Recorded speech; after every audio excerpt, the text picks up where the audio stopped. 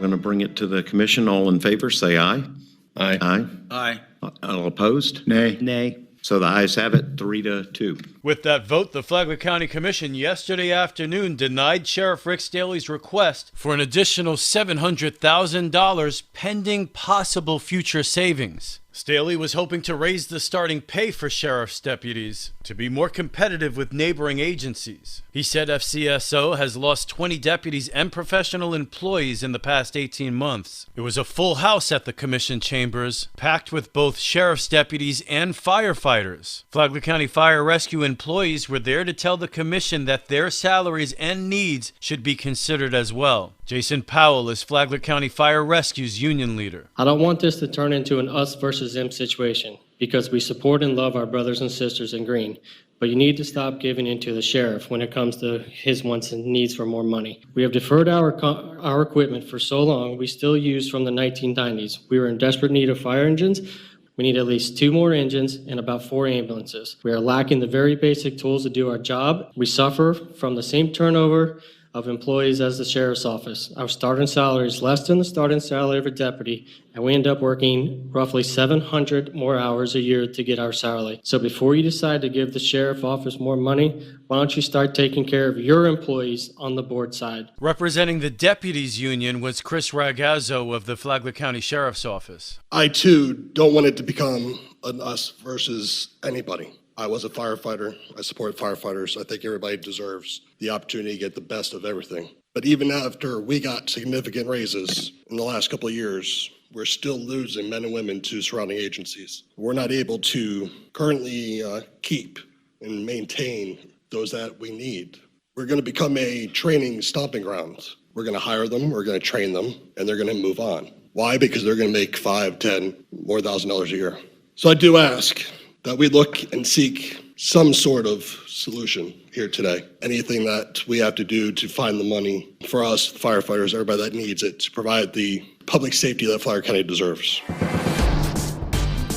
This local news is a service of Flagler County's Toyota dealer, Beaver Toyota, US 1 St. Augustine, here to wow you. Another person that doesn't understand that if you run from the Flagler County Sheriff's Office, you're still going to jail, but now you're going to be tired and, in this case, bitten by bugs. Another out-of-state fugitive is arrested in Flagler County. Flagler County Sheriff Rick Staley says 22-year-old Taylor West is now behind bars at the Flagler County Jail as he awaits extradition to North Carolina. He was actually a passenger in the car that was stopped for a traffic violation. The passenger then fled on foot, which started a 9-hour chase with the assistance of the Seminole County Sheriff's Office and the Volusia County Sheriff's Office helicopter. 9 hours later, he was apprehended. West was wanted in North Carolina for violating probation on a felony drug trafficking charge. Once again, there's a vacancy on the Bunnell City Commission, and it's the same vacancy filled 2 weeks ago. Former Commissioner Pete Young made this pitch to rejoin the panel. There's a lot of things I did as a commissioner. I wanted to finish up a lot of stuff that I wanted to complete. I was a new man on the block. I did get the other commissioners on board to vote for the Florida retirement system, which I belong to as a trooper. It turns out that very retirement system prohibits Young from serving in government until at least this December when the restriction ends. So Young resigned before ever taking office. City Manager Dr. Alvin Jackson describes what's next. The mayor and the commission requested that we put it back on the agenda, basically going through a process of filling the vacant position. From a city manager's perspective, whoever is appointed, we will work with and bring them up to speed and get them involved in the governance of becoming a good policymaker for the time that they will serve. Young says that he will likely be involved in the election next March. For Flagler's Morning News, I'm Rich Petchke.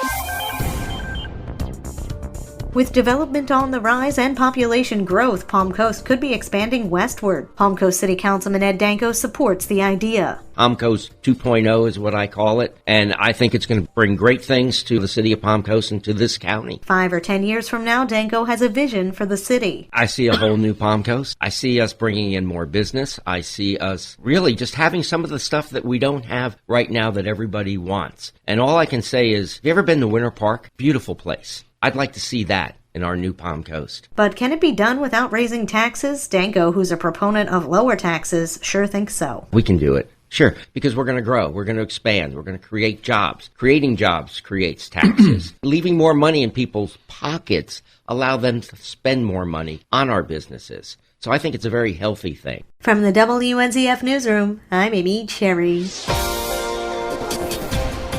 The annual IntraCoastal Waterway cleanup is coming soon. Registration is currently open to participate in the 15th annual IntraCoastal Waterway Cleanup Saturday, September 10th from 8 o'clock until 1. Palm Coast's environmental planner Jordan Myers. This event helps to clean our habitat for our native wildlife by cleaning parks, trails, pathways, and our IntraCoastal Waterway itself. Coastal Waterway cleanup really helps our environment and our native wildlife. Participation in the event isn't restricted to those on foot. Boaters are encouraged to volunteer to work in saltwater canals and intracoastal waterways, while walkers can clear the paths and trails alongside the waterway. On the day of the event, September 10th, volunteers will meet at the Palm Coast Community Center and receive a t-shirt, trash bags, gloves, and a safety sheet. Trash can be placed in dumpsters at select city parks and under the toll bridge. For Flagler's Morning News, I'm Karen Johnson.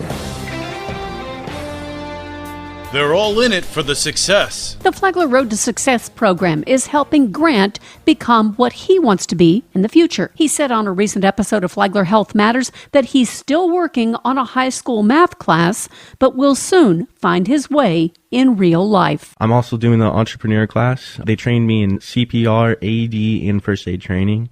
I'm currently working at Mezzaluna's. It's a pizzeria restaurant. And at the restaurant, they're teaching me how to handle real life situations. Brian Willard, the program manager for Flagler Road to Success, said that the entrepreneur program is new and that Road to Success got a grant. So the program runs for 16 hours over 8 weeks and gives students online, hands-on, and real-life entrepreneurs come in and talk with the students about their futures and what they can be. Flagler Health Matters is on WNZF at 11:30 Saturday mornings, and it's on the Flagler Radio app.